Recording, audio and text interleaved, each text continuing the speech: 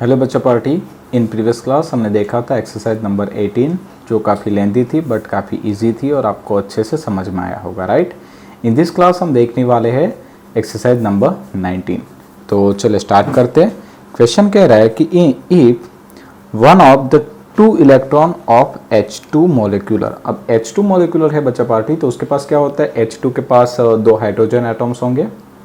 तो क्या होगा कि एक हाइड्रोजन के पास एक प्रोटॉन एक इलेक्ट्रॉन, दूसरे के पास भी एक प्रोटॉन एक इलेक्ट्रॉन, जिसमें से दो इलेक्ट्रॉन्स थे, उसमें से जो एक इलेक्ट्रॉन है वो हमने रिमूव कर दिया, राइट। तो अब H2 मोलिकुलर के पास बचे होंगे दो प्रोटॉन और सिर्फ एक इलेक्ट्रॉन, राइट। चलिए आगे चलते। We get hydrogen molecular ion H2+। In the ground state of H2+, the two proton are separated by roughly 1.5 angstrom, यानी कि दो प्रोटॉन के बीच का डिस्टेंस होगा 1.5 angstrom, and the electron is रफली 1 एंगस्ट्रॉम फ्रॉम ईच प्रोटॉन, मतलब दोनों proton से उस इलेक्ट्रॉन का डिस्टेंस होने वाला है 1 angstrom, right. Determine the potential energy of the system. Specify your choose of zero of potential energy, मतलब हम इंफिनिटी डिस्टेंस पे चूज कर लेंगे टोटल पोटेंशियल एनर्जी, जो पोटेंशियल एनर्जी है वो इंफिनिटी डिस्टेंस पे जीरो होती है, हम चूज कर लेंगे, राइट।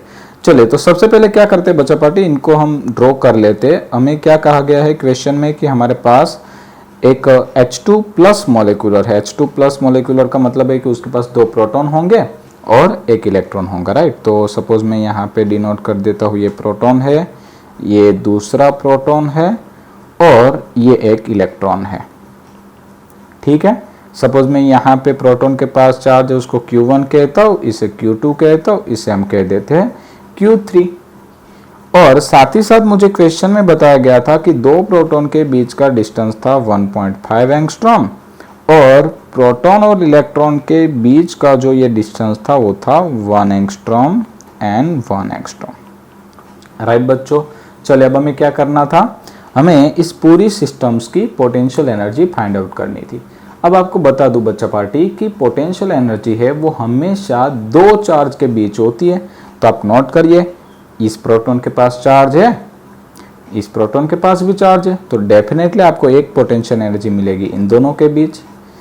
इन नेक्स्ट बात करें तो ये प्रोटॉन और ये इलेक्ट्रॉन, इनके पास भी चार्ज है, तो आपको दूसरी पोटेंशियल एनर्जी यहाँ मिलेगी। और अगर आप यहाँ पे ध्यान देंगे तो एक चार्ज यहाँ पे एक चार्ज यहाँ पे, तो इन दोनों के बीच भी आपको पोटेंशियल एनर्जी मिलेगी, राइट। तो हमारे पास टोटल 1, 2 एंड 3 पोटेंशियल एनर्जी मिलेगी, राइट बच्चा पार्टी। तो हम क्या करेंगे, जो एनर्जी है वो तो स्केलर क्वांटिटी है, तो हम क्या करेंगे, इन तीनों एनर्जी को डायरेक्टली जोड़ देंगे। तो हम यहाँ पे नोट कर देंगे कि total potential energy of system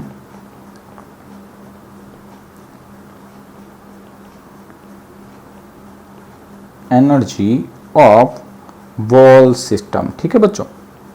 चले तो वो कितनी होगी, U is equal to U12 यानी 1 और 2 के बीच लगने वाली potential energy plus U23 plus U31, right बच्चों। चलिए आगे चलते, U12 का फॉर्मूला रखते हैं, तो हम यहाँ पे लिख सकते हैं KQ1 Q2 अपॉन R1, ठीक है। सपोज मैं इस डिस्टेंस को नाम देता हूँ R1, इसे नाम देता हूँ R2, इसे नाम देते हैं R3, राइट। तो next KQ2 Q3 upon R2 plus KQ3 Q1 upon R3, right बच्चों। चलिए अब हम इसको थोड़ी सी और स्पेस ले लेते हैं ताकि अच्छे से राइट कर सकते हैं। चलिए अब क्या करेंगे, सबसे पहले एक काम करते हैं, इनमें से कॉमन निकलना स्टार्ट करते हैं। कॉमन क्या निकलेगा, तो आप नोट करिए कि Q1 और Q2 जो थे वो प्रोटॉन्स थे, charge of the proton, and Q3 था वो था चार्ज ऑफ द इलेक्ट्रॉन। अब ये तीनों में रिलेशन क्या होगा कि Q1 Q2 जो है वो दोनों इक्वल होंगे, बट Q3 जो है वो माइनस होता है, ठीक है, बस इतना ही चेंज होता है, बाकी तो मैग्नीट्यूड तो सेम ही होते हैं। तो मैं यहाँ पे पुट करता हूँ K, Q1 की जगह पे Q यानी charge of the proton, Q2 की जगह पे भी Q, तो ये हो जाएगा KQ² divide by R1, right. फिर प्लस Q2 की जगह पे Q, Q3 की जगह पे हम रखेंगे -Q, क्योंकि जो इलेक्ट्रॉन का चार्ज है वो प्रोटॉन के चार्ज से ऑपोजिट होता है, ठीक है। तो मैं यहाँ पे लिख दूंगा, माइनस को अगर मैं आगे लेके आऊँ तो ये हो जाएगा KQ² अपॉन R2, राइट बच्चों। और सिमिलरली यहाँ पे भी ये हो जाएगा -KQ² अपॉन R3।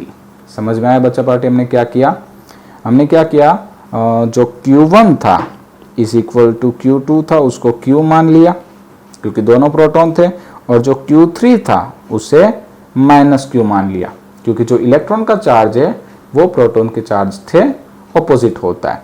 ये काफ़ी इजी हो जाएगा, क्योंकि अगर हम बार बार कैलकुलेशन करने जाएंगे तो भाई आखिरकार हम भी इंसान है और हमें भी टाइम कंजप्शन की ज़्यादा प्रॉब्लम्स होती है, और साइंस वाला बंदा उसे ही कहा जाता है कि जो टाइम को बचाए, ठीक है। तो अब हम यहाँ पे KQ² को कॉमन निकाल लिया, तो यहाँ पे बच गया 1/R1। एक काम करते, वैल्यू भी पुट कर देते हैं, तो यहाँ पे मैं 1.5 लेता हूँ, एंगस्ट्रॉम कॉमन निकाल लेंगे, राइट। -1/1 -1/1, और यहाँ पे एंगस्ट्रॉम हमने बाहर निकाल लिया तो 10 की -10 हो गया, ठीक है। एंगस्ट्रॉम के लिए तो यही होता है। चलिए अब वैल्यू पुट करते हैं सबकी, तो 9 × 10⁻⁹ K की वैल्यू आ गई, 1.6 × 10⁻⁻19 charge of the proton, but याद रखिए उसका स्क्वायर था, डिवाइड बाय ये जो हमने कॉमन निकाला था यहाँ पे एंगस्ट्रॉम 10 की पावर -10, उसको भी मैं नोट कर रहा हूँ यहाँ पे, और इन ब्रैकेट 1/15 माइनस 1/1 माइनस 1/1 यानी 1, ये दोनों को जोड़ दूँ तो ये हो जाएगा 2, राइट बच्चों। देखा आपने कितनी कैलकुलेशन इजी हो गई, और ये आंसर आने वाला है जूल में।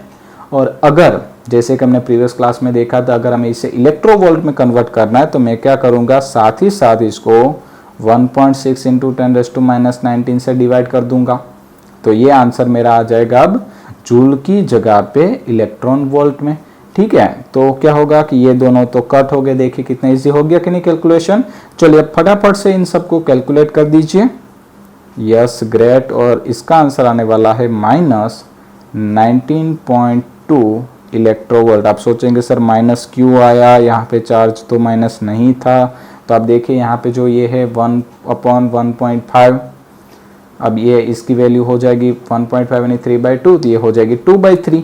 अब 2/3 में से भाई 2 निकालेंगे, छोटी में से बड़ी अमाउंट जब बाहर निकलती है तो डेफिनेटली आंसर माइनस में आता है, ठीक है। तो इसीलिए हमारा जो ये आंसर है वो आने वाला है -19.2 इलेक्ट्रोवोल्ट, राइट। तो ये हमें मिल गई potential energy of whole system.